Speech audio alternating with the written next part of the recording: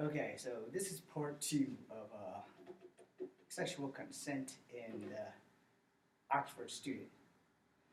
So as I was saying beforehand, as I straighten things up a little bit, when it comes down to sex and communication, women and men both generally have to be clear on what they want. They have to literally be honest with each other. You can't consent to sex and then the next day scream rape because that's not cool.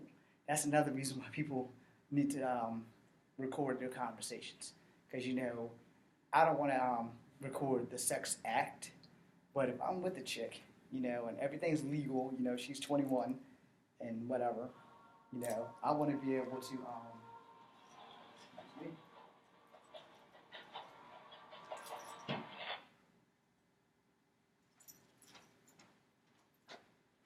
I want to dot my I's and cross all my T's.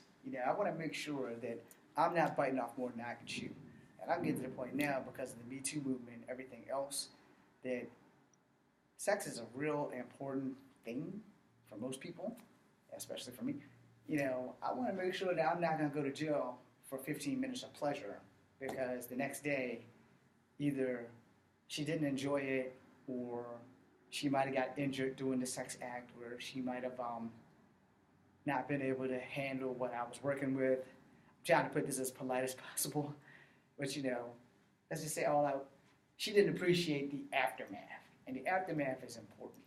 And I'm honestly sitting there thinking, I got a cell phone. I'm not going to record us having sex, but the second that you say yes, and we're not drunk as hell, and I don't drink, so that's fine by me, and I'm not going to mess with a chick that is drunk because then she can really turn that back around on me and say, I consented, but I was drunk. And in most states, that's illegal.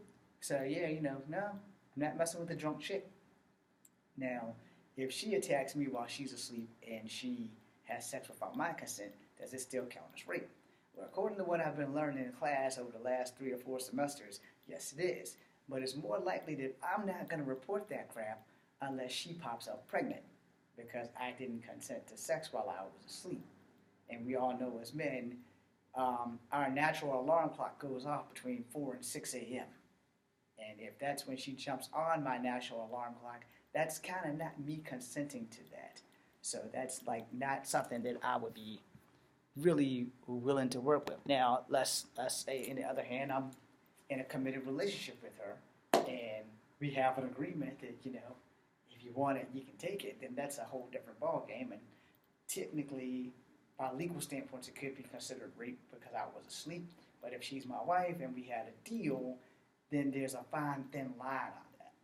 But you'll figure the loopholes out and all that stuff. But when it comes down to the situation that I was discussing in the other video, 1, the guy just should have slept on the couch. 2, he should not have put his hands anywhere near her body without her consent. And they were drunk. No, there's no excuse for stupidness.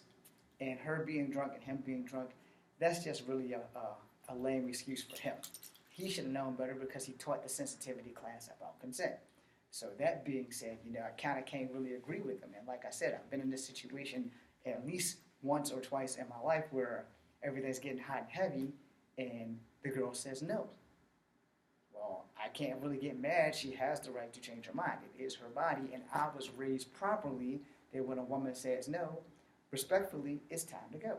Now, if y'all want to hang and chill and there's going to be no sex about it, you have 2 ways you can handle that.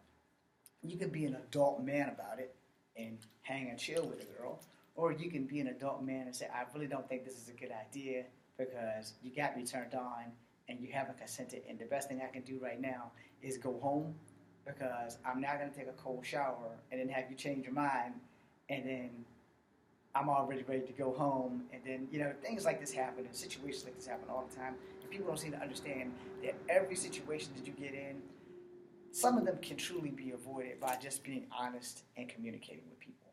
If you are with a woman and y'all are not in a serious relationship, y'all are friends with benefits, and she changes her mind, she's changed her mind. Now, if you convince her to change her mind again before you go out the door, or she decides to give you mercy sex before you go out the door just to keep you around, y'all need to have a talk. Simple as that. And there's nothing wrong with mercy sex. I've gotten mercy sex a lot. But, the thing is that the woman has to be willing. And I don't ever want to put a person in a position where they feel so bad that they have to give me sex. Now, I have been put in the opposite position where I feel so bad that I had to give someone sex. So that's why I said mercy sex. I've had that issue a lot. But, it's a touch and go. And it really depends on the situation and the person you were with. And the thing about that whole situation is that he knew better. He knew about it. He taught the class. So the trial's been going on for 2 years, and it just came across my phone. And, things like this don't have to happen. They just happen because people who are adults don't know how to be adults and talk things through. If I'm drunk and I'm sleeping at your house, I have one rule. Don't touch me. Just let me sleep, and when I wake up, I will get up and go home. Now, if we're like super friends or we're friends with benefits, we will work something out before that ever has to happen. But the good news is I'm not a drinker, so that's never going to happen to me unless somebody slips me something. And that's another reason why I don't really trust people. I have a fear of being poisoned. But yeah, in that situation, what they had was a failure to communicate. And now this guy may be going to jail for unconsensual sex, which is sexual assault or rape. And I will try my best to keep you posted if it pops back on my phone. If not, you have my opinion.